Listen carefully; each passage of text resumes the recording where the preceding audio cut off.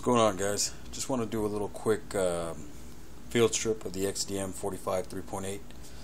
I'm sure a lot of other videos showing how to do this, but I figured why not? If you come across this video, I could maybe help someone out. Just first off, safety check. Take your mag out. Loaded magazine.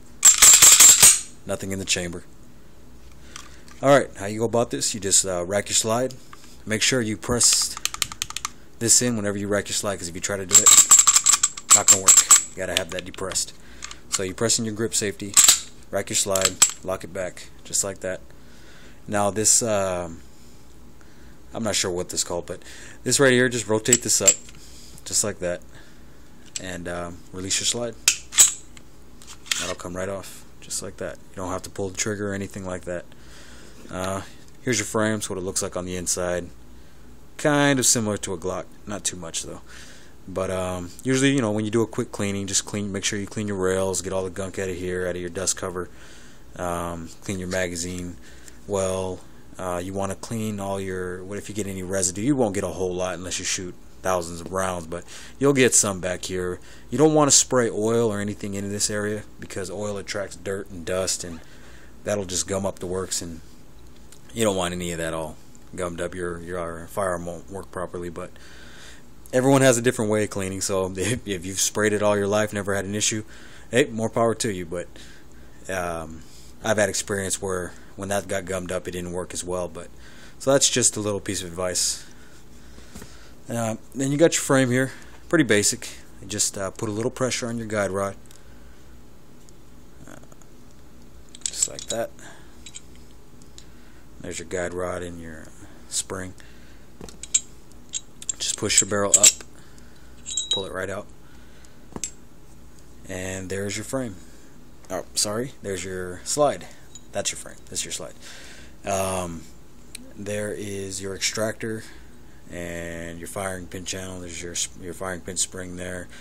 I'll show another video on how to take that out. This is a little bit more complicated than a Glock, which I'm sure a lot of the Glock fans will say that's why they don't want one of these, but that's to each their own. It's got a pin there that you got to take out, and there's a few other things, but it's not too complicated. Nothing you can't handle. But again, when you clean this, you just clean your rails, get all the gunk, you know, basic cleaning.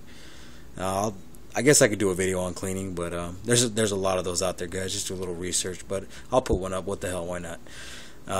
One piece of advice I will give you: don't spray any oil into your firing pin channel, because when the oil gets in there, it can get that all gummed up. You can get light primer strikes. I've had that happen with my Glock, where I got a little oil in there, and I put a lot of rounds through it that day, and it started to just have light primer strikes. I took it out, cleaned it out. There was all kinds of crap in there, so you don't want to get a whole lot of oil in there. So when you clean it, just turn it upside down, get a dry toothbrush or whatever you're using, your board brush, and just, you know, give that a quick scrub, get that nice and clean, and it should be good to go.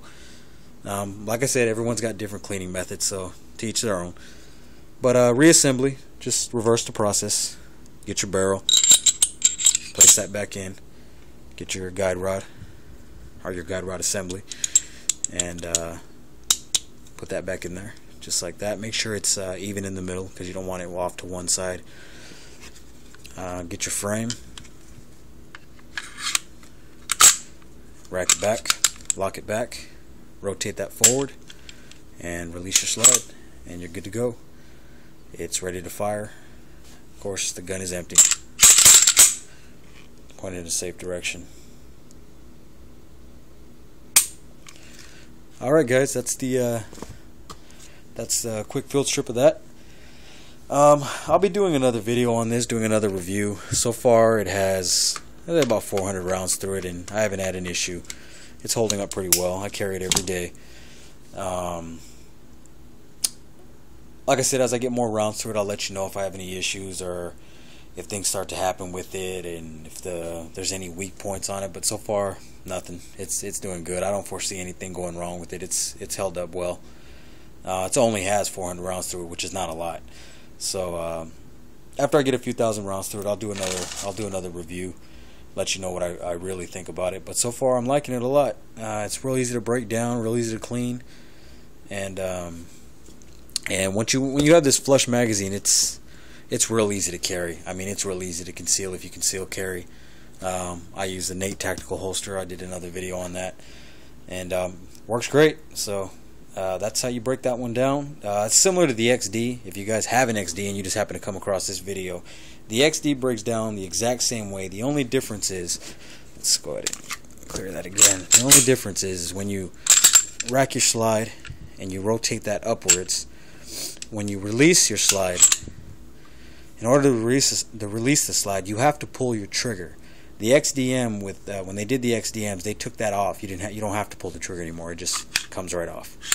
But with the XDs, you do have to pull your trigger. So if you do have an XD and your slide's not coming off, that's the issue. Just pull the trigger, and that's how you take that apart. I'm sure you guys know that, but for some of you that don't, just a heads up.